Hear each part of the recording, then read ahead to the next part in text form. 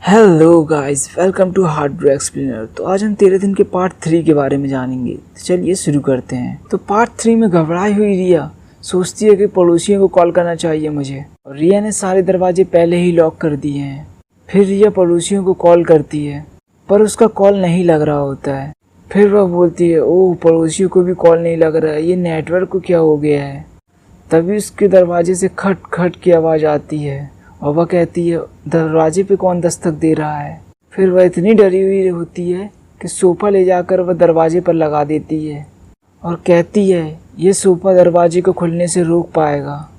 लेकिन सोफ़े ने दरवाजे को तो खुलने से रोक दिया, पर फिर घबराई हुई रिया रोते हुए कहती है, हे ईश्वर मेरी रक्षा करिए। पर ना तो दरवाज़ा और ना तो सोफ़ा उन चार आत्माओं को घर के अंदर आने से रोक पाया। फिर घबराई हुई रिया जोर से चिल्लाती है, नहीं, और अब मौत रिया के सामने खड़ी थी। फिर घबराई हुई रिया दूसरे कमरे की ओर भागती है, पर वह दरवाजा एक जोर की आवाज़ के साथ बंद हो जाता है और रिया अब इतिहास का सबसे डरावना मंजर देखने वाली थी। और डरी हुई रिया चुपचाप अपनी जगह पर बैठ जाती है। और अब आत्माएं थम गईं और अपने कंधे पर रखी हुई चिता को उन्होंने जमीन पर रख दिया। और डर के मारे रिया बिल्कुल सहम सी गई थी। और उन चारों आत्माओं ने एक साथ रिया की तरफ देखा और पूरा कमरा एक अजीब सी शांति से भर गया। मानो ऐसा लग रहा था हवाएं भी यह दृश्य देख दहल उठी हों।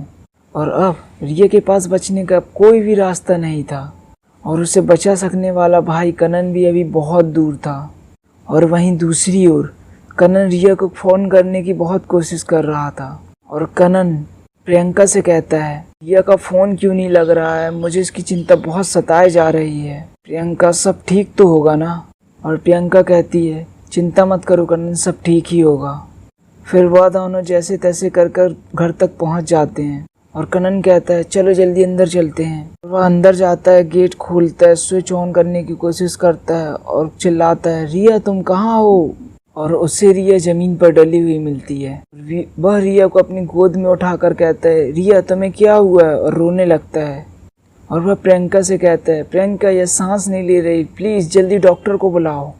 प्रियंका, तुम डॉक्टर को क्यों नहीं बुला रही हो। फिर प्रियंका कहती है, क्योंकि कनन मैं शायद जानती हूँ कि रिया की इस हालत की वजह क्या है। फिर कनन कहता है, तुम जानती हो कि वजह क्या है।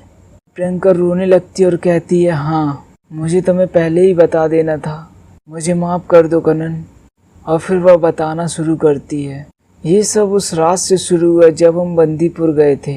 हम जंगलों में ट्रैक कर रहे थे और मेरा एक दोस्त अच्छा ट्रैक रूट जानता था, और वह जिद पर अड़ गया कि हम उसी ट्रैक रूट पर जाएंगे। फिर हम सब मान गए और उस जगह पर पहुँचे। और हम जैसे ही उस जगह पर चलने लगे, वह बोला, यह ट्रैप श्रापित है, यहाँ पर जब तुम चलोगे तो हो सकता है कि तुम्हें कुछ आवाज़ें सुनाई दे, पर कभी भी मुड़कर मत देखना, क्योंकि अगर तुमने मुड़कर देख लिया तो तुम पर रूहें कब्जा कर लेंगी। और जब हम वहाँ से चल रहे थे, तब अचानक सिर्फ रिया को कोई पुकार सुनाई दी। और जब वह पलटी तो उसने कुछ ऐसा देखा जो उसे नहीं देखना चाहिए था।